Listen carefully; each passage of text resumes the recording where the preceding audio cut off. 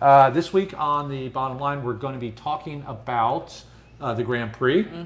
We'll be talking about how rich people are. And in Crew Corner, we're going to be talking about what a deckhand needs to know. So please stick around for the whole thing. And this is the bottom line.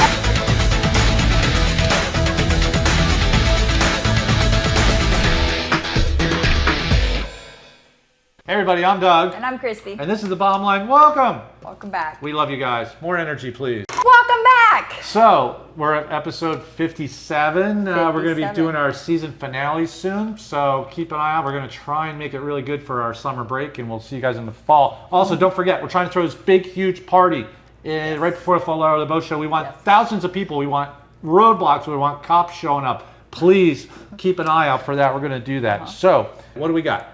Well, we have our sponsors. Which are? Marine Data Solutions, Salty Rags Crew Apparel, and Savvy Maritime Yachting Academy. Marine Data Solutions. I've got 99 problems on board. And the internet's not one of them. And you know what else? Thank you so much, Marine Data Solutions, for buying the mics. Now you guys can hear us. Who? Next? Salty Rags Crew Apparel. What does Salty Rags do? They keep us looking fly and customized gear for our boats. Keep her looking fly. Me not so much. Don't forget, Dave does extortion, blackmail, murder, money drops. No. He can make the bags for the money drops, you know. And customize them. All right, check out Dave. Use code. He loves to do that. What's that called? Wet work. Okay, next. And Savvy Maritime Yachting Academy. These savvy guys at Savvy are going to make a savvy crew member out of you. I said savvy 3 times. That means 4. Look, if you don't know anything, go over there. 8 weeks later, you pop out as a deckhand. You get a certificate. You can finance. It's a no-brainer. This is what you need to do to get into yachting the correct way. All right, check them out at Savvy Maritime Academy. Those guys are awesome. All right, what do we got now? Yacht industry news. Georgia, yacht industry news. Do that funky black wireframe thing. Go. Working. Okay, yacht industry news. What do we got? Well, here at the bottom line, we do support the minimum of $150 per day rate for workers. We do? Workers. We do. This is still a hot topic. You guys going crazy. Let's pay them $500 a day. Listen, bottom line, supports minimum $150 a day. If you work more than 8 hours, we want you to get a little bit more money, maybe another $20 or something like that. The minimum. Yes. Okay? The minimum. That's all. We want new crew coming in the industry, and I think that's a good rate. Workers. Okay, anyway. We pay more. You can try and pay more. Minimum. Okay, minimum go ahead. $150. Next. Miami is no Las Vegas, and we do have plenty of water. Yeah, well, no kidding. I know. But wait a minute. We have gambling. We do. And we it's have hot. Drinking, clubs. It's hot. Good-looking people. Crazy people. But what does Miami have? Water. That's right. We have water. So the Miami Grand Prix came to guess what? The Miami Grand Prix was just a couple of days ago. Unbelievable. I mean, can you just picture? I didn't go. Can you just picture the cars racing down MacArthur Causeway with the blue water on each side and all the yachts, all the yachts lined up? It's awesome. Is that what it was? No, they didn't do it like that. Where was it? They built the track around the Miami Stadium. The parking lot? Yeah, they used the parking lot. And they brought yachts in on vinyl water. Okay, I'm going to show you. All right, this is the Grand Prix in Monaco. Take a look at this. Hamilton's now going to make it 3 victories around the streets of Monte Carlo and extend his lead at the top of the championship.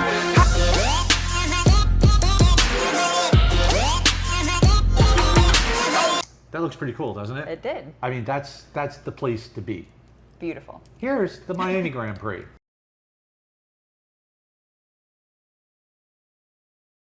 That's plastic water. Biggest fail I've seen in a long time. Biggest fail I've ever seen. So Miami denied the permit for the Grand Prix to run downtown and down to the beach. So they had to put it in a parking lot at a football stadium. And to give it the feel of Monaco, they parked a whole bunch of yachts in the parking lot and then surrounded them by plastic blue water. I mean, this is the biggest fail that I've seen ever. Give me a break. Everybody in Europe is going to be laughing at us. They already are. They already are. God almighty. Give me a break, people. I mean, oh, wait. Ooh,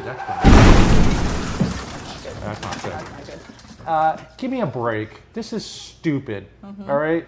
And guess what? It gets even more stupider. Just So like that? you could charter these boats in the parking lot in fake water. How much? watch the How race. much?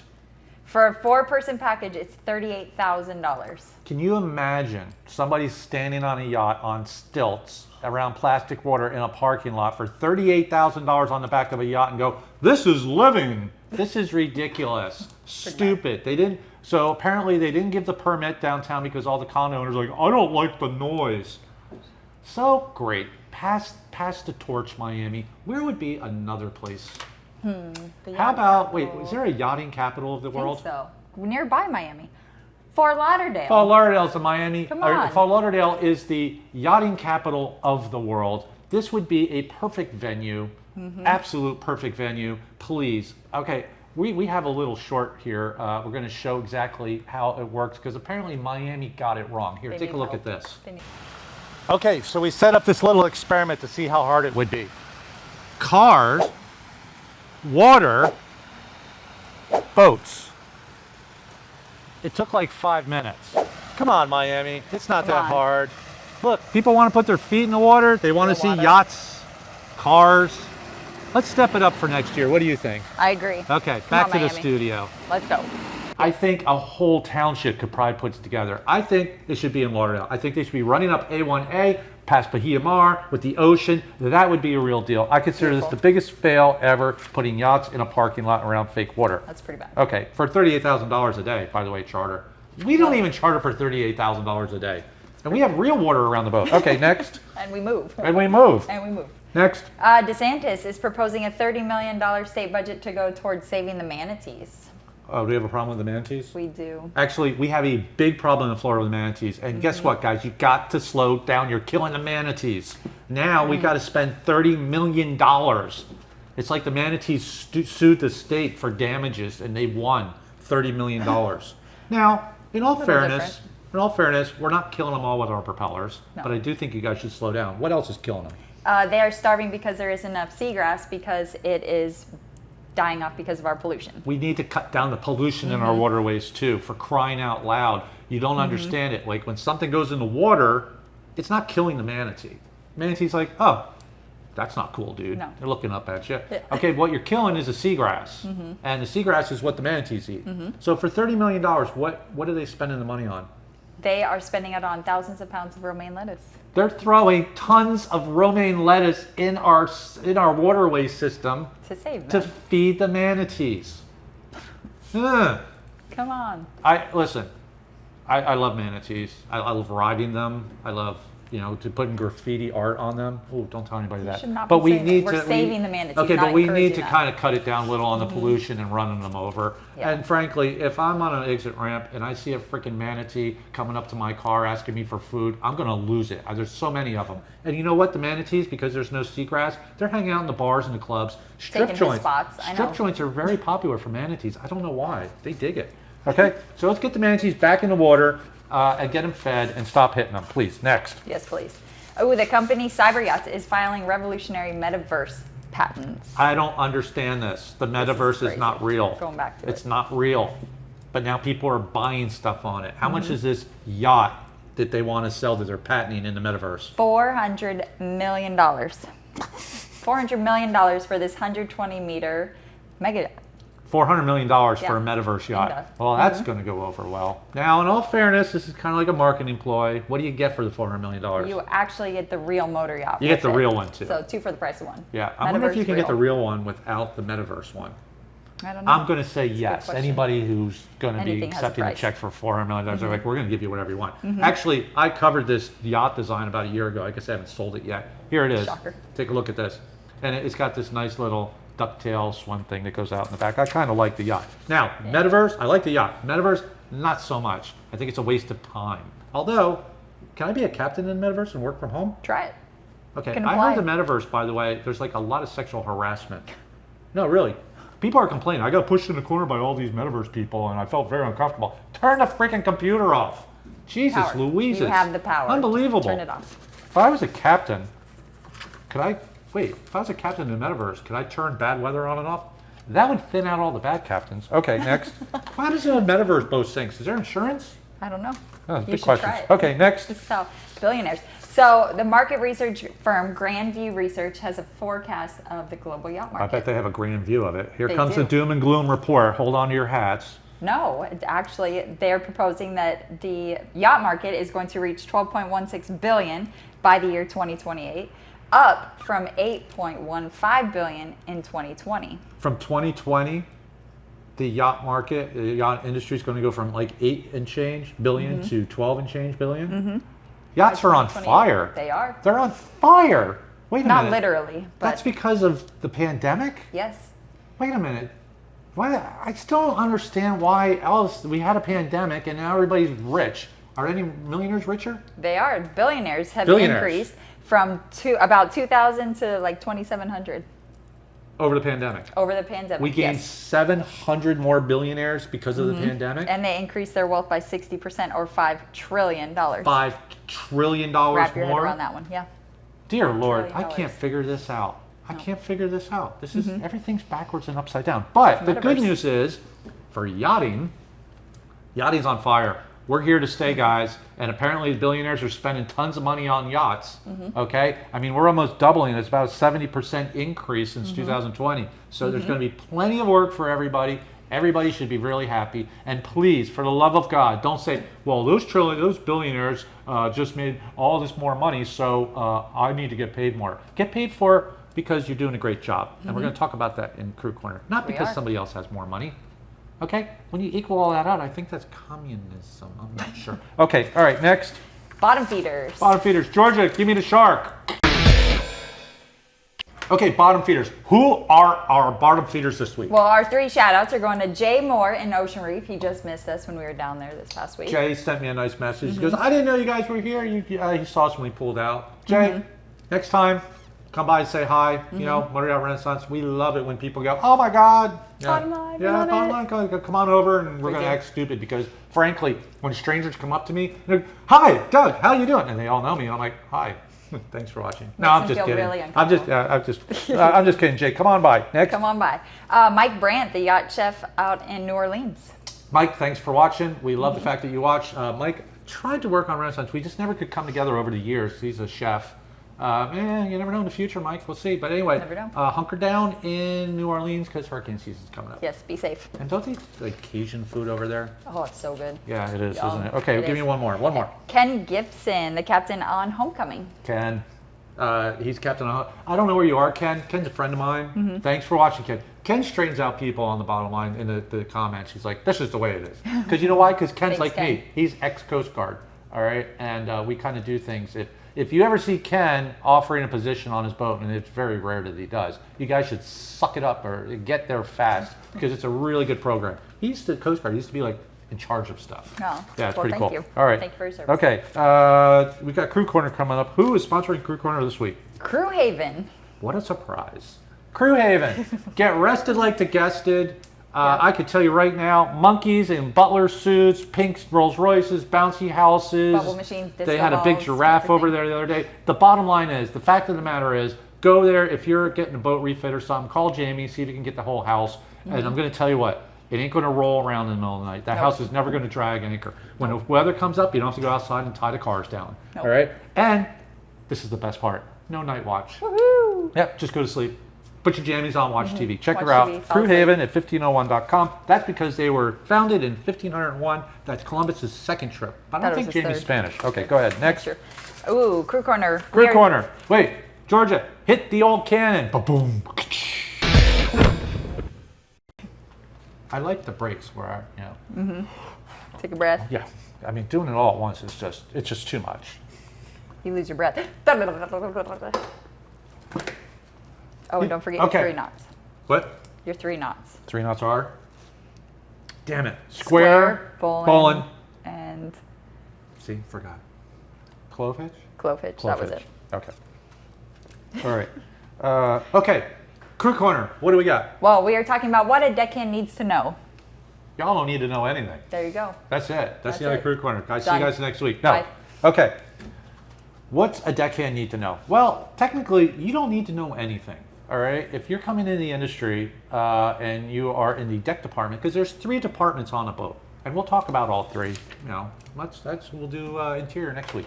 Okay. Okay. You got engineering, you got steward, and you've got deck. All right, and that's it. Those are the 3 departments. Now, if you're a warship, you'd have combat control and all that other More. stuff, but we don't have weapons. Well, we do, but you don't. All right, so the deck department, all you need is your STCW. You show up, Fort Lauderdale's a good place, get some day working to get on a boat. Now you're on a boat as a deckhand. You're like, I've made it. This is awesome. Yeah. You haven't done anything yet, dude. Not yet. Now you have to keep your job. All right, but your plan for a deckhand should be 2 years down the road. You should be a bosun on a bigger boat or an unlicensed mate on a smaller boat. In 4 years, you should be a licensed mate on any boat, depending on what license. There's a couple of career paths. If you go on 100 to 140 foot size boats, or if you go on 150 to 250 and above, there are different career paths, but it really doesn't matter because when you get your licensing, when you get to that mate level, you're going to have the license appropriate with the boats that you were running because of your sea time and stuff. And then, so where are we at? 4 years to be a licensed mate. I would add another 3-4 years. You should be a captain in 8 years if you really apply yourself. How do you apply yourself? Starting with the deckhand. In that 2 years, you should learn how to tie your knots, hitches. Okay. I don't know how many times I've walked around and talked to deckhands and they can't even tie a line. This is ridiculous. Okay, instead of partying your ass off with your skateboard and jumping off bridges and clubbing all night, spend a couple of nights during the week learning how to tie. There's 3 knots, 3 hitches that you really should know pretty quick, which are Clove hitch, square knot, and the bowline. these are not hard, okay, but these are the ones that are going to come into play every time you're doing something with lines. You should also know how to tie a stopper knot on bigger boats because if you have to transfer the load from a line, or if you have an anchor problem or whatever, you need to kind of figure that out too. That would be a bonus. That's also a sheep shank and all that other stuff, Beckett bend. But I mean, that's kind of getting advanced. If you know the 3, say it again, Clove hitch, square knot, and bowline. you're in good shape. Second of all, while you're up on bridge watch, you'll probably be doing nothing but kind of going, with your phone going, oh, okay, oh yeah, okay. That's probably wrong too. When you, After that. I think you guys should value your time on the bridge as a deckhand. You should be asking the bridge watch officer what he's doing. Why did that boat turn? Why did you turn? What do those lights mean?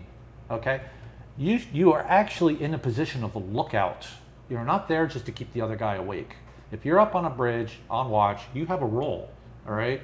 Now we don't expect a lot from our deckhands, but I'll tell you, after I transit north from north to south, it's about 5 days, a couple of 1,500 miles. I really expect my deckhands to know, to be able to say, I've got a contact at 030, about 5 miles away. I'm looking at a port bow aspect, or the lights are showing me that it's a vessel over 50 meters and it's going XYZ. You should be able to get that down. All right. This is utilizing your time as a deckhand to improve your sellability to become a bosun. You walk into the interview and go, hey, you want me to tie you a sheep shank? Okay, here we go. I've studied bridge watch and I know all this. Bridge watch is not just staring and going, I got an AIS target here. Everybody can do that. You need to get the basics down. When you get the basics down, you're going to understand what the AIS is doing because it basically tells you the same thing. Distance is also kind of important when you're up on a bridge, but it's also important when you're docking the boat because a lot of times a deckhand is going to be in a position where he could really screw things up. Real fast. If you're stationed on the back of the yacht and the captain's backing up, I hate this. I can't stand this. Give me distance in the back. 20, 19, 18, 7, 3, 2. And I'm like, I'm driving the boat. I don't have time to ask, but I'm like, so how do we go from 13 or 14 to 7? I mean, I'm watching the boat. It moved about a foot. That's because your distance is off. And now you realize that the boat's going to hit. It's a very important position. So you need to learn your distance. How do you learn your distance? It's very simple. If you got a 30-foot tender, if that boat can fit in there, it's 30 feet. There you go. Captains don't care if it's 40 feet and it's really 30. We care if you say it's 10 feet and it's really 2. So look down there and go, yeah, the tender can fit in there, that's 30. If you look down there and go, only half the tender can fit in there. How much would that be? 15. 15. And if you're like, oh, not much of that tender can fit down there, that's like 7. Okay? So use that as a visual guide. I can't stress enough. Utilize your time as a deckhand to your advantage. be a sponge. This is like your training period. You should be able to move up to a bosun real fast. You should be able to move up to an unlicensed mate on a smaller boat pretty damn quick. Unlicensed mate and deckhand are kind of the same thing, but you do get the title and you get additional responsibilities, so it's a win for you. Now you need a license on a bigger boat when you're running because you can't run a bridge watch without one. So you got to also document your sea time. Okay, just write it down. I think captains hate this going after somebody leaves. Hey, by the way, can I get my sea time? Dude, you've been on here for 2 years. I got to go through every page. Ugh. Give us an idea. Keep track of your own sea time too. That's on U.S. flag. I know foreign flag's a little different. And keep track. Why am I saying keep track? Because you want to know what your goals are for licensing. You want to know how close you are. You want to know how much more you got to do. If you're on a real busy boat, you're going to get a lot of days. If you're on a sleepy little boat that sits behind somebody's house, you're not going to get any days. For licensing, that's a pretty bad deal. So take charge of your future. Utilize all the experience and wealth of information that's around you and put together a game plan. And I do believe 2 years as a deckhand is probably all you really want to be as a deckhand. Okay, so hopefully that was informative. We at the bottom line, if you guys have career questions, Georgia, who's teaching at MPT, would be happy to answer them. So just shoot us a PM or write it in a comment, and George's going to spring to action and kind of give you like the abridged version. We don't have time to give you paragraphs, but we can kind of point you in the right direction. Okay, anyway, we'll see you guys next week. We love you guys. Don't forget about the party. Don't forget about everything else we're talking about. I'm Doug. And I'm Christy. And that's the bottom line. Do your thing, Christy. Yeah.